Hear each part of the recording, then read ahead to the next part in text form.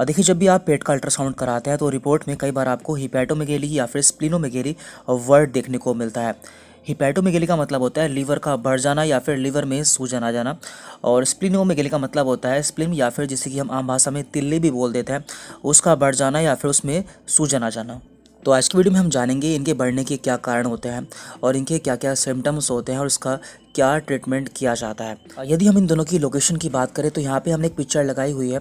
इसमें आप देख सकते हैं कि हमारा लीवर इस जगह पाया जाता है और हमारा स्प्लिन इस जगह पाया जाता है। देखिए, वैसे तो लीवर और स्प्लिन बढ़ने के बहुत सारे कारण होते हैं। यदि आप इसे बुक से पढ़ेंगे तो वहाँ पर आपको ऐसे ऐसे कारण देखने को मिलेंगे जो कि हमें होते ही नहीं है या फिर बहुत कम होते हैं।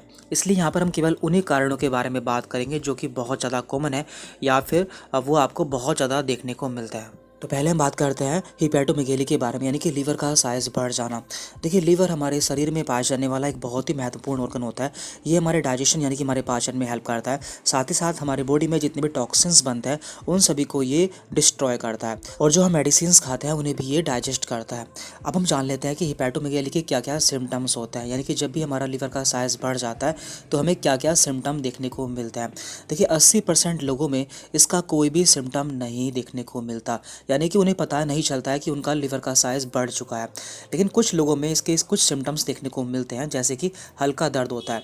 तो जहाँ पे हमारा लीवर होता है उस समय उनके हल्का हल्का पेन हो सकता है या फिर उन्हें वहाँ पर भारीपन सा महसूस हो सकता है, और कभी कभी उन्हें नोज़िया और वोमिटिंग भी हो सकती है। अब हम जान लेते हैं कि लीवर बढ़ने के क्या क्या कारण होते हैं। तो यहाँ पे हम दो तरह के कारणों के बारे में बात करेंगे। तो पहला क्या है, एक्यूट हिपैटोमेगेली, यानी कि यदि किसी का लीवर अचानक से बढ़ जाता है तो उसके क्या क्या कारण हो सकते हैं। तो नंबर 1, एक्सेसिव अल्कोहल। यदि कोई ज़्यादा मात्रा में ड्रिंक कर लेता है या अल्कोहल इंटेक कर लेता है तो उस समय उसका लीवर बढ़ सकता है।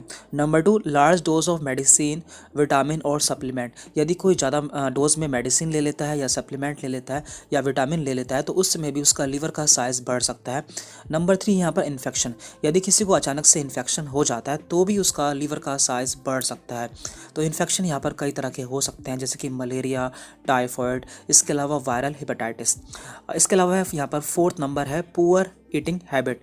यदि कोई सही से खाना नहीं खाता है या फिर ज़्यादा अमाउंट में खाना खा लेता है या फिर हम कुछ गलत खा लेते हैं तो भी हमारा लीवर का साइज़ बढ़ सकता है। तो ये ऐसे कारण थे जो कि जनरल प्रैक्टिस में बहुत ज़्यादा देखने को मिलते हैं। इसके अलावा भी कई सारे कारण हो सकते हैं, जैसे कि genetic disorders, tumour, fatty liver आदि।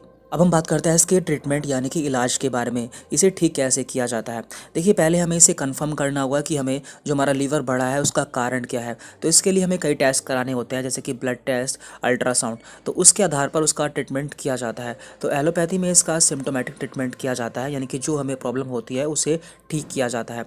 इसके अलावा आप इसके लिए आयुर्वेदिक मेडिसिन भी यूज़ कर सकते हैं। तो इसके लिए काफ़ी अच्छी आयुर्वेदिक मेडिसिन है, जिसके बारे में हम वीडियो के लास्ट में बात करेंगे। अब हम जान लेते हैं स्प्लिनोमेगेली के बारे में, यानी कि स्प्लिन या फिर तिल्ली का साइज़ बढ़ जाना। तो स्प्लिन हमारी बॉडी में पाया जाने वाला एक लिम्फोइड ऑर्गन होता है, यानी कि हमारी बॉडी का डिफेंस सिस्टम बनाता है। ये हमारे ब्लड को फिल्टर करता है और जितनी भी हमारे ब्लड की ख़राब सेल्स होती हैं उन सभी को ये डिस्ट्रॉय या फिर ख़त्म करता है। तो पहले हम जान लेते हैं कि जब भी हमारा स्प्लिन का साइज़ बढ़ जाता है तो हमें क्या क्या सिम्टम देखने को मिलते हैं।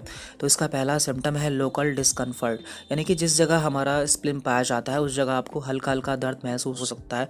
इसके अलावा आपको टेंडरनेस, यानी कि वहाँ पर भारीपन सा भी महसूस हो सकता है। नंबर 2, लो एपेटाइट, यानी कि ऐसे में हमारी जो भूख होती है वो भी कम हो जाती है।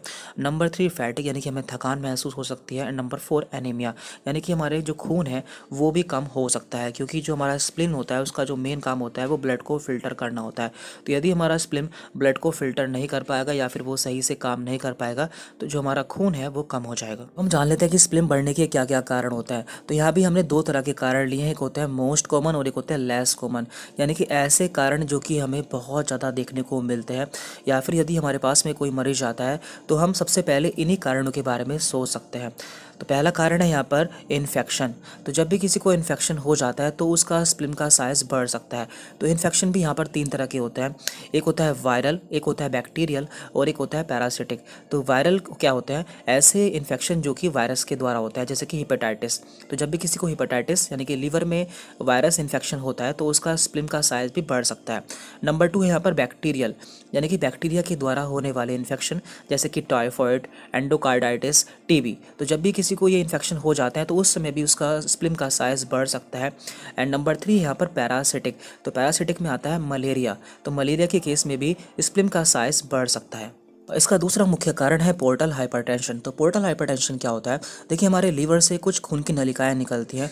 तो जब भी इन खून की नलिकाओं में ब्लड का प्रेशर बढ़ जाता है तो उसे हम पोर्टल हाइपरटेंशन कहते हैं, और इसके कारण हमारा स्प्लीन या फिर हमारे लीवर का साइज भी बढ़ सकता है। अब बात करते हैं हम ऐसे कारणों के बारे में जो कि लेस कॉमन है या फिर हमें कम देखने को मिलते हैं। तो इसमें है haemolytic anaemia, sickle cell disease, leukaemia यानी कि ब्लड कैंसर। इसके अलावा ऐसे बहुत सारे कारण हैं जो कि हमें कम देखने को मिलते हैं। अब बात करते हैं इसके ट्रीटमेंट या फिर इलाज के बारे में। तो यहाँ भी हमें उसके कोज़ को ट्रीट करना होता है, यानी कि जो हमारा स्प्लीन बड़ा है उसका कारण क्या है, तो उसके कारण को ठीक करना होता है। जैसे कि यदि किसी को मलेरिया है तो हमें यहाँ पर मलेरिया को ठीक करना होगा, किसी को टाइफाइड है तो टाइफाइड को ठीक करना होगा। तो इस तरह से इसका सिम्टोमेटिक ट्रीटमेंट किया जाता है। और जब आप इसके लिए टेस्ट कराते हैं और आपको देखने को मिलता है कि जो आपकी प्रॉब्लम है वो ज़्यादा बड़ी नहीं है, तो इसके लिए आप कुछ घरेलू नुस्खे या फिर आयुर्वेदिक दवाई भी इस्तेमाल कर सकते हैं।